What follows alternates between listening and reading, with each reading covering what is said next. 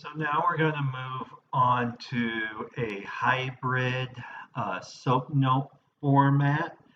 This is the format that we'll be using for most of our write-ups for our patients for class at the end of this. So we'll do some worksheets here to get a good understanding of the format, and then we'll be able to do it in real life at the end.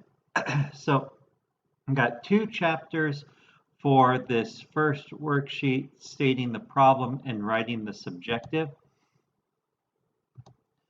And so when we get into the main points on this, really one of the modifications in the SOAP note format that we're going to use is the stating the problem as the first part of the SOAP note. Now, this can have a variety of different formats, but you can think of it somewhat as a summary or abstract of the main reasons why this individual is seeking treatment.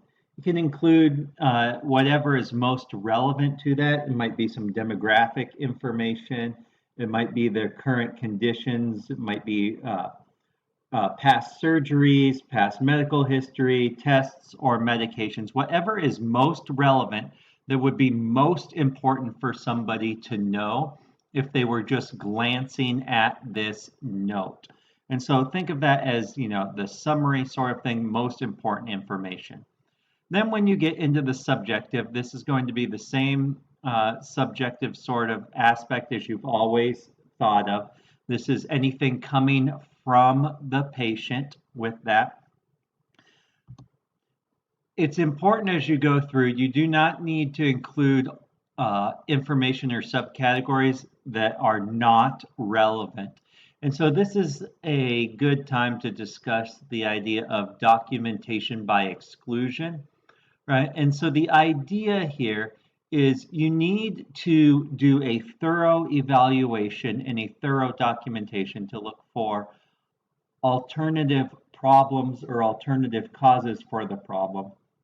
But you don't need to be wordy for wordy's sake or do an extra long examination for no apparent reason.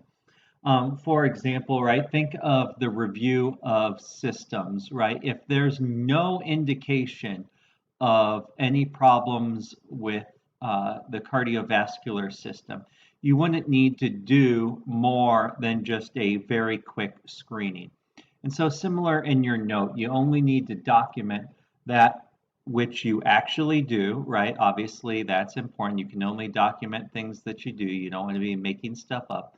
But in the same note, you don't need to be including within your examination or documentation things that are not particularly relevant. So you can see a complete example here on the right. A couple of other things to do. Notice the subheadings within that. Those are important, so that way it makes it easy to find the information.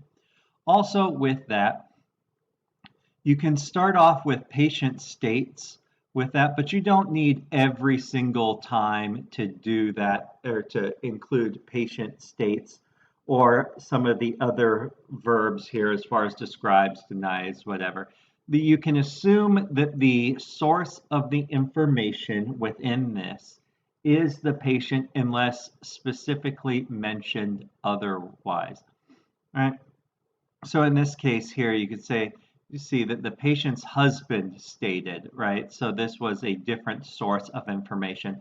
It still goes into the subjective because it's still coming from the patient or the others involved with that, not from the clinician themselves. So for the worksheets, pretty similar in process with that. You're going to go through this first part one, just mark an S for things that go in the subjective. It says mark a P or problem for anything that would go in the problem portion, that beginning. For part two now, they have the different subcategories for this as well, and then a list of different things throughout that might have been included in the examination. Um, what you want to do is using the numbers, put these in some logical order here, right? So starting with medical diagnosis, demographics, so it kind of works its way down a normal aspect with um, whichever is first. You would find all the ones that are in the medical diagnosis, put the number there. There are more blanks than you would need, and try to put them in some sort of order as well. Now you kind of go backwards with that as well, opposed to having the list being the findings. You now have the findings and you're going to put them in the different subcategories. This is also a good list to see the different subcategories for problem and subjective. So you're just going to take the letter and put it next to the corresponding statements. Again, you will use these headings more than once. And then lastly, as we've done before, you have all of the different information there, and you are going to write out your own. So, if you have any questions, please let me know.